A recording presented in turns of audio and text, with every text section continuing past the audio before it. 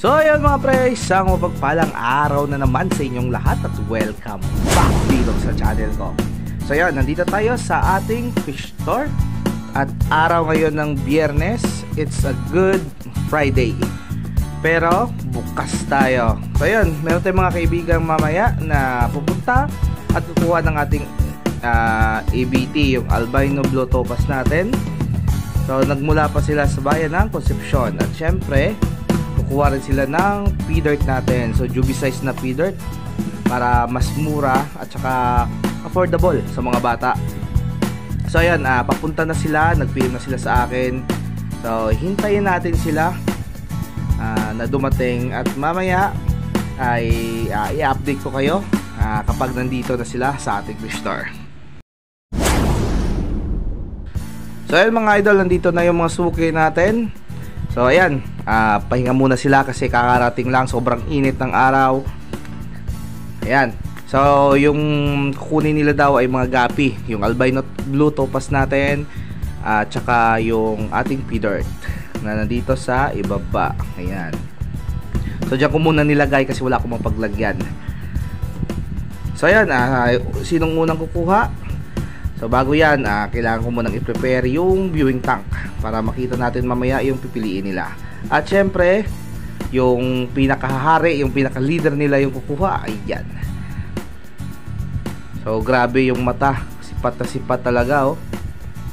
So pinipili niya talaga yung pinakamagandang pattern, maganda yung katawan, yung dorsal, yung caudal, yung anal. So hindi ko alam kung ano yung hinahanap niya sa gapi kasi bawat breeder, bawat gapi keeper ay magkaiba naman talaga ng kumbaga yung pagsipat sa mga isda ay nagkakaiba. So para sa akin goods na to, pero para sa iba mababa yung quality, so ganun talaga. So magkaiba, so at least siya yung nagpili, so bahala siya sa buhay niya. So ayun, dalawang pair ng ABT yung kukunin ng kaibigan natin. So bigyan natin siya ng oras. So pili, bahala ka pumili. So ito yung nakuha niya.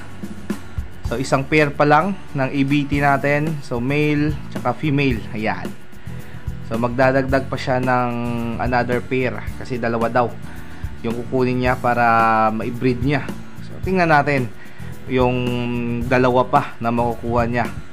So medyo matalim yung mata niya, sumipat ng ABT. Yan. So dito na mga idol, dalawang pair na ng ABT yung nakuha nila. So ito, tingnan nyo. So yung katawan okay naman, kahit papano goods na rin. So pwede ng breeding. So ayan, nailagay ko na rin sa plastic, tsaka naibalot ko na. So ayun, ngiting tagumpay yung kaibigan natin. So yung susunod na kukuha ay siya pa rin, syempre. So mauuna siyang kumuha ng P-Dirt Platinum Dumbo Air Red Tail. Pero Juby size lang to mga pre, kasi pag kumuha ko ng full grown medyo mahal. So hindi kaya ng budget nila kasi yung budget nila nag-rely lang sa kanilang allowance. So at least kahit juvenile lang yung makuha natin, at least medyo mura-mura at affordable sa kanila. So hayaan muna natin silang sumipat ng P-Dirt.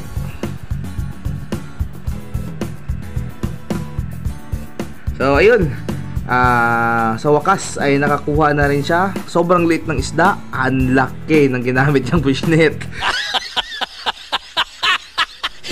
So ayun mga pre, ito na yung nakuha niyang pair ng P-Dirt natin. So yung P-Dirt na itong mga pre ay nasa 2.5 MB pa lang. So batang bata pa, pero tingnan nyo naman, ang laki na ng tenga niya, big ear. Tsaka yung caudal nito mga pre ay half moon, so dito delta. So ayun, yung kaibigan na naman natin na isa yung pipili ng P-Dirt na magustuhan niya. So yung P-Dirt natin ay 7 trayo ata, 7 pair pala yung nakuha natin sa kaibigan natin. So ayan, so pipili siya ng P-Dirt na gusto niya. So So bahala siya sa buhay niya kung ano yung pipiliin niya. So grabe, sinisipat talaga. So walang pagkakamalian mga pre kasi 4 na yung mata. So ayan mga pre, halos nakapili na rin siya. So female na lang yung kulang at pagkatapos ibabalot na rin natin. So ayan mga pre, ito na yung P-Dirt na nakuha niya. So goods. So maganda, high dorsal, malaki, big ear, at yung caudal, half moon. So juvie size nga lang. So ayun, nagmerienda muna sila mga pre. Kasi gutom na daw, kasi tanghaling tapat na. So malayo pa yung pinanggalingan nila. So hayaan muna natin sila, take time muna. Total wala naman masyadong customer ngayon. So ayun mga pre, pagkatapos nilang magmerienda ay luminaw na yung kanyang mata. At talagang 4 na mata yung sinisipat dito sa ating ABT. So hayaan natin siya na pumili ng kanyang ABT. So pair yung kukunin niya. So yung ABT mga pre ay belong sa albinos natin. So red eye to mga pre. Yung ABT ibig sabihin albino blue topaz, para sa mga kaibigan nating nagsisimula pa lamang maggapi. Ayan. So ingat-ingat sa mga strain ng albino. So minsan yung iba ay fry eater. So ayun mga pre, sa haba-haba ng oras na pagpili ng ABT natin, sa bakas nakakuha na rin siya ng female. Ayun. So kompleto na yung pair ng kanyang ABT. So ayan, siguro yung ABT na to ay nasa 3 MB na. So goods na mga 1 buwan na groom tsaka pagpapalaki, pwede nang i-breed to. So maganda naman yung katawan. So ayun, yung isa naman yung sisipat ng kanyang ABT. At yun na nga, ang pangatlong kasama na nila yung kukuha ng ABT. So ayan, hindi natin alam kung saan patungo yung kanyang fishnet. At hindi niya rin alam kung anong gagawin. So nahuli niya na yung isda, kaso yung kabilang kamay ay may laman. So ayan, binigay muna sa kanilang kaibigan. Ayan. So nakapili na siya. So hindi ko alam kung ano yung napili niya. Yun! Grabe! So double kill. So isang bagsak lang, isang sikop lang ng fishnet. So pair agad yung nakuha. Ang galing. Ang galing. So yan, ibabalot na natin yung kanyang ABT. So yan mga pre, yung itong isa naman ay hindi mapakali dahil kulang daw yung P-Dirt niya. So nanghiram pa sa isa. So hayaan natin muna. So papiliin natin ng another additional pair. So yung isa naman ay tinitingnan lahat ng mga nakuha niya, kung may fault ba o hindi, kung maganda ba. Sana daw nagpalit na lang sila. So grabe. So ayan,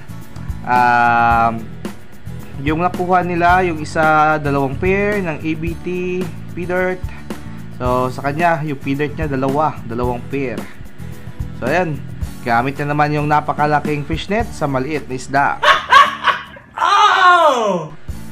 So ayan mga pre, parang abutin na tayo ng end of the world sa kakahintay ng pagpili na kanyang P-Dirt. Kakasa, pusas ko, barabalaan mo. Kundi ka magloko. So ayan natin. So i-maximize natin yung oras niya kasi medyo malayo yung binyahe nila. Kaya ayan natin sila dyan. So sige, pili ka ng pili, bahala ka.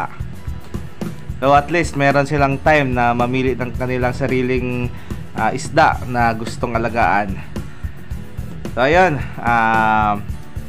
nag-iisip na naman sila kung ano yung idadagdag sa mga guppies na kinuha nila. So habang nag-iisip sila mga pre, so recap muna. So ito, isang pair ng P-Dirt yung kinuha ng isang kaibigan natin. So ito sa kanya 2 pair ng ABT albino blue topaz. Yung isa kumuha din ng isang pair ng ABT, tsaka yung isa P-Dirt yung pangatlo. So ito ABT din sa kanya yung isa. So ayun mga pre, meron tayong twist ngayon. Yung P-Dirt natin ito, So 7 pair ito mga pre, pero yung female ay naging 8. So ibig sabihin may pasobra na 8. So dahil dalawa lang naman sila yung kumuha ng P-Dirt, yung isa, yung pangatlo hindi naman kumuha ng P-Dirt.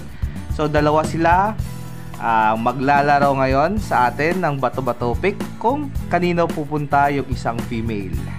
So ayan, simulan natin yung laro. Kung sino makakuha ng female, let's go!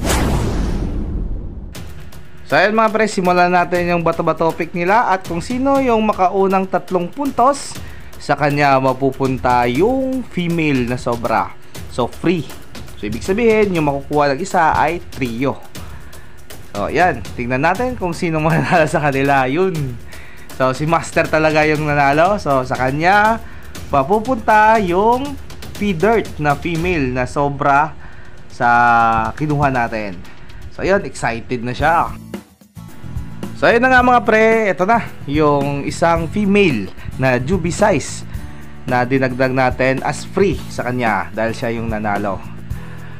So ayun, kompleto na yung mga binili nilang gapi at masaya na. So wala talagang mapagsidlan yung ngiti nila. So ayan na, pinubusisi na nila, kinukuha na nila yung kanya-kanyang mga gapi. At syempre, dahil anong oras na rin, hindi pa sila nakapananghalian. So grabe yung sakripisyo ng mga batang to. Gutom, init, pagod, para lang makabili. So mga kaibigan natin ay nagmula pa all the way from Concepcion, Iloilo. So maraming salamat dahil tayo yung pinagkatiwalaan na bilhan ng mga gapi na ibibreed nila. So ayun mga pre, maraming salamat sa patuloy na pagsuporta at panonood ng mga video natin at sa mga kaibigan natin na sumusuporta sa mga video natin, nag-share, nagko-comment, nagla-like. So maraming salamat.